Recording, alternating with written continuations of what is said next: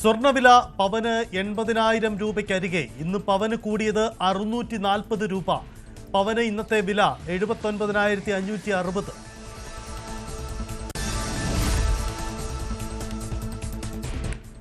Amoebic മസ്തിഷ്ക ജ്വരം ബാധിച്ച് സംസ്ഥാനത്ത് ഒരു മരണം കൂടി. ബത്തേരി സ്വദേശി സുനിൽ മരിച്ചു. കോഴിക്കോട് മെഡിക്കൽ കോളേജിൽ ചികിത്സയിലായിരുന്നു.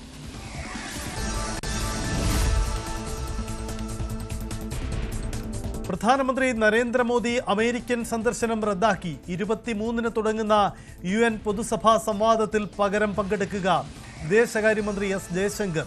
മോദി ട്രംപ് കൂടിക്കാഴ്ചയും നടക്കില്ല. ട്രംപ് UN പൊതുസഭയെ അഭിസംബോധന ചെയ്യുന്നത് 23-ന്. ക്വാഡ് ഉച്ചകോടിക്കുള്ള ഇന്ത്യ സന്ദർശനം ട്രംപും ഒഴിവാക്കുമെന്ന് സൂചന.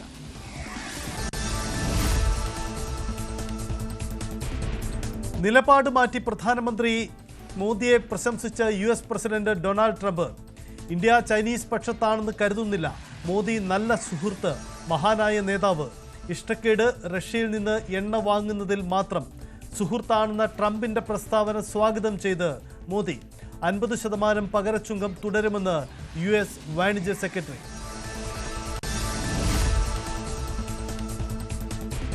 പകരച്ചുങ്കത്തിൽ അമേരിക്കയുടെ വെല്ലുവിളിക്ക് ഉചിതമായ മറുപടി നൽകി കേന്ദ്ര ധനമന്ത്രി നിർമ്മല സീതാരാമൻ. എണ്ണ എവിടെ നിന്ന് വാങ്ങണമെന്ന് ഇന്ത്യ തീരുമാനിക്കും. പകരച്ചുങ്കത്തിലെ തിരിച്ചടി GST പരിഷ്കരണത്തിലൂടെ മറികടക്കും. GST മാറ്റം പ്രധാനമന്ത്രിയുടെ ദീർഘവീക്ഷണം. നിർമ്മല സീതാരാമന്റെ പ്രതികരണം news 18 group editor in chief Rahul ജോഷിയുമായുള്ള അഭിമുഖത്തിൽ.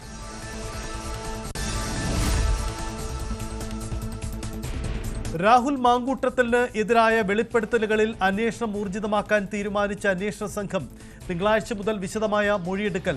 ഗർഭചിത്രം നടത്തിയ യുവതിയെ കണ്ട സമൂഹമാധ്യമ പോസ്റ്റിട്ട മാധ്യമപ്രവർത്തകയുടെ മൊഴിയും എടുത്തേക്കും. ഗർഭചിത്രം നടത്തിയ ബംഗളൂരുവിലേക്ക് അന്വേഷണം നീങ്ങാൻ സാധ്യത.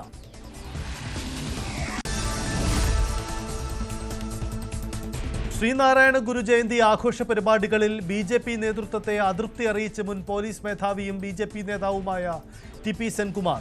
എതിർപ്പ് ആഘോഷങ്ങൾ OBC മോർച്ചയെ ഏൽപ്പിക്കാനുള്ള തീരുമാനത്തിൽ. ശ്രീനാരായണ ഗുരു ഒരു സമുദായത്തിന്റെ മാത്രം ആളല്ല എന്നത് അറിയില്ല എന്ന് സെൻകുമാറിന്റെ വിമർശനം. വിവാദമില്ലെന്നും എല്ലാ വർഷവും OBC മോർച്ച സംഘടിപ്പിക്കുന്ന പരിപാടിയാണെന്നും വിശദീകരിച്ച് ജില്ലാ പ്രസിഡന്റ് ബ്രഹ്മരാജ്. ധർമ്മസ്ഥല കേസിൽ അന്വേഷണ സംഘത്തിന്റെ നിർണായക നീക്കം. ആക്ഷൻ കൗൺസിൽ അംഗം മനാഫിനെ ചോദ്യം ചെയ്യും.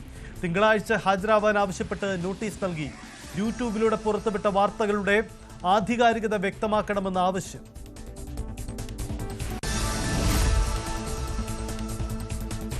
ഇടുക്കിയിലെ ഓണക്കാല ടൂറിസത്തിന് തിരിച്ചടിയായി മഴ. സഞ്ചാരികൾ കാര്യമായി എത്തിയില്ല. മൂന്നാറിലടക്കം ടൂറിസ്റ്റുകളെ പ്രതീക്ഷിച്ച് നടത്തിയ ഒരുക്കങ്ങൾ വെറുതെയായി.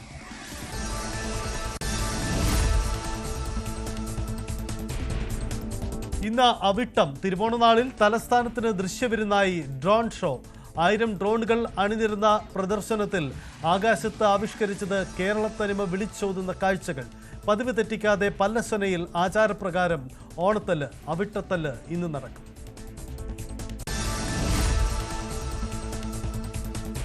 കൊല്ലം കൊട്ടാരക്കരയിൽ യുവാവിനെ കുത്തിക്കൊന്നു. തിരുവോണനാളിൽ കൊല ചെയ്യപ്പെട്ടത് കുഴക്കാട് സ്വദേശി ശ്യാം സുന്ദർ. പ്രതി ധനേഷ് പോലീസ് കസ്റ്റഡിയിൽ. കൊലപാതകത്തിലേക്ക് നയിച്ചത് മുൻവൈരാഗ്യമെന്ന് പോലീസ്.